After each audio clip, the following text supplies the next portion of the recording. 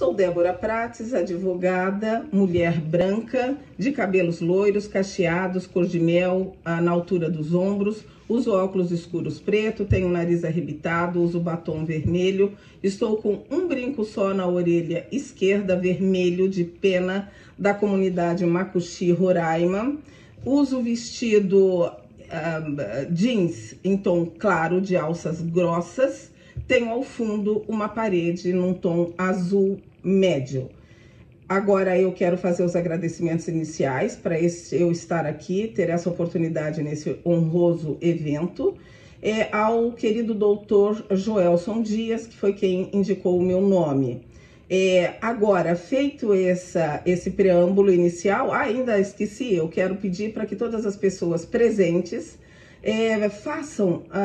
deem uma palavrinha fora do microfone, para que as pessoas com deficiência visual possam se situar, né? Esse negócio da gente começar falando no microfone, sair nas caixas que estão do lado oposto de onde está o falante, e a gente fica olhando para o local errado, e aí a sociedade já começa a dizer, nossa, coitado, começa aí o capacitismo, não sabe nem para onde olhar. Então, esses são dois exercícios de acessibilidade atitudinal, que não custa dinheiro, mas custa solidariedade, e este é o sentimento que nos faz humanos.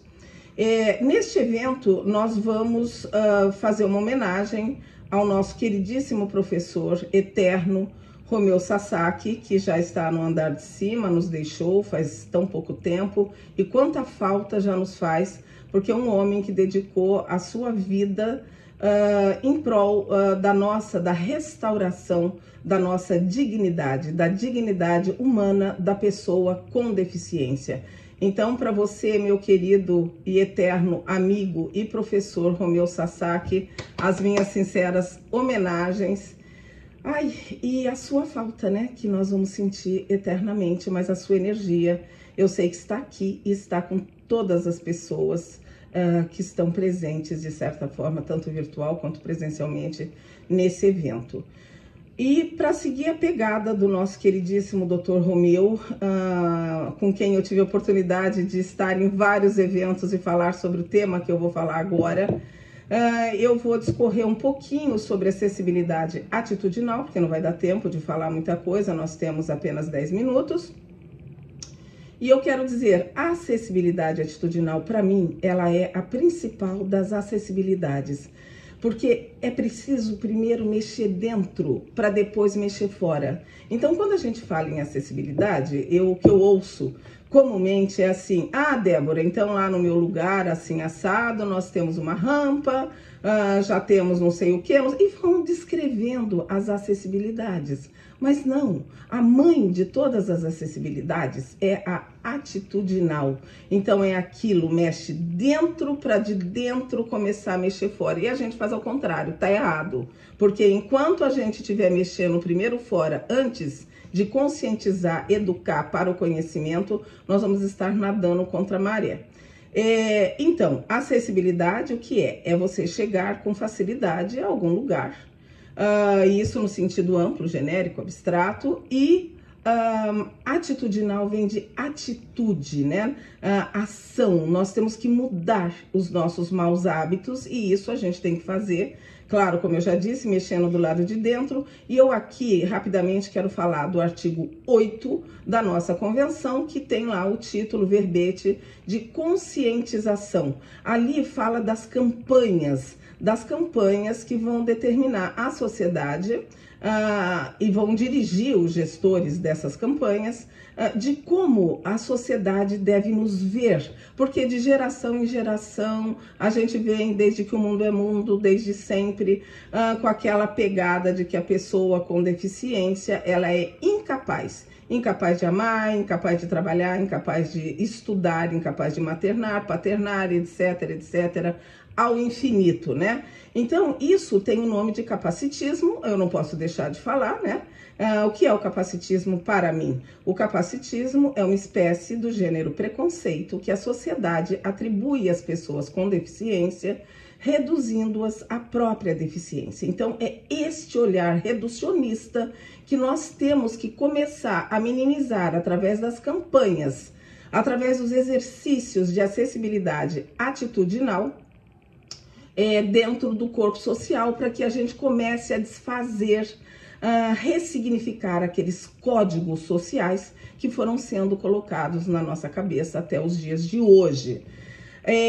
Então, a acessibilidade atitudinal, então, está prevista no 8 da Convenção de Nova York, tá? Aqui o nome, a terminologia é Convenção Internacional sobre o Direito das Pessoas com Deficiência, bem como na LBI, artigo 3º, salvo engano, inciso 4º, letra E, onde fala, né, dos entraves de atitudes refletida nas más atitudes que tem a sociedade em relação às pessoas com deficiência, né?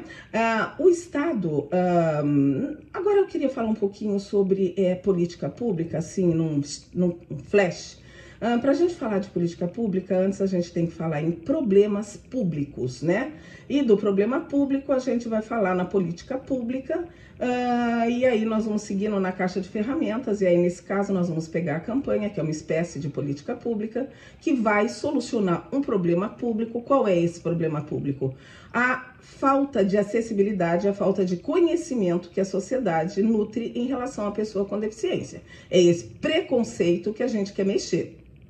Pois muito bem. Então, a gente vê por aí várias campanhas que dão super certo. Por exemplo, a campanha contra o tabaco, né? A gente vê pelas estatísticas o quanto diminuiu os fumantes e o quanto as pessoas passaram a respeitar que elas não podem fumar perto em recintos fechados. E elas saem, elas descem, tomam elevador, vão ficar na calçada para elas poderem fumar lá na calçada. Isso é comum da gente ver. Então, uma campanha que super deu certo. Outra campanha que super deu certo, a campanha contra o álcool, né? Então a gente vê pessoas cadeirantes que vão nas mesas de bar, por exemplo, e que contam, olha, eu sofri um acidente, acabei ficando uma pessoa com deficiência, hoje eu ando em cadeira de rodas, por isso, sofri um acidente. E essas campanhas vão sim conscientizando e super dão certo, para que a sociedade vá entendendo e as pessoas vão de fato deixando de beber quando dirigem, né?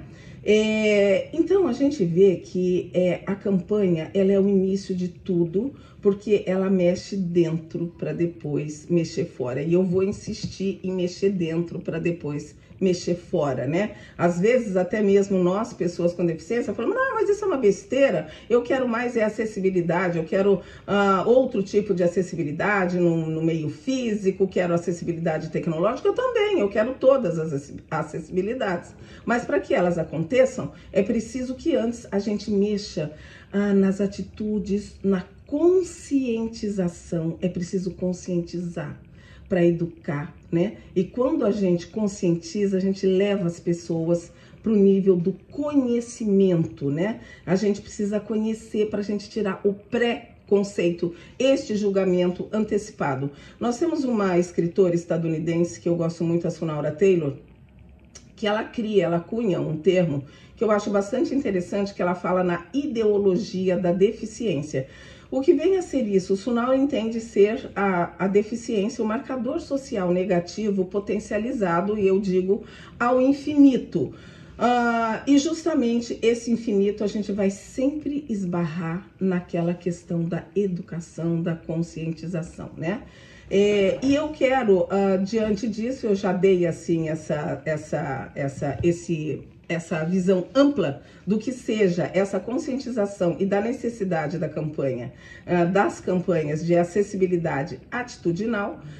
Eu quero deixar aqui para vocês como reflexão, né? Nós estamos, nossa vida é política, né? A gente faz política desde que nós nascemos, desde que a gente levanta, etc. Então eu quero aqui finalizar com um pensamento de um historiador, Jules Michelet, que eu gosto bastante, que reflete toda essa parte da acessibilidade atitudinal, e Michelet diz assim, mais ou menos, Qual é a primeira parte da política? A educação. E a segunda? A educação. E a terceira? A educação. Envelheci muito na história para acreditar nas leis, porque os homens não foram preparados nem educados para amar e respeitar as leis. Rogo que façam menos leis, mas fortaleçam o espírito das leis. Façam bons homens e tudo ficará bem. Eu venho aqui, enquanto feminista, atualizar para dizer que onde Michelet diz, faça bons homens que tudo ficará bem, eu digo, façam boas pessoas e tudo ficará bem. Então vamos começar a mexer dentro para depois mexer fora. Ó, beijos para todas as pessoas e até a próxima.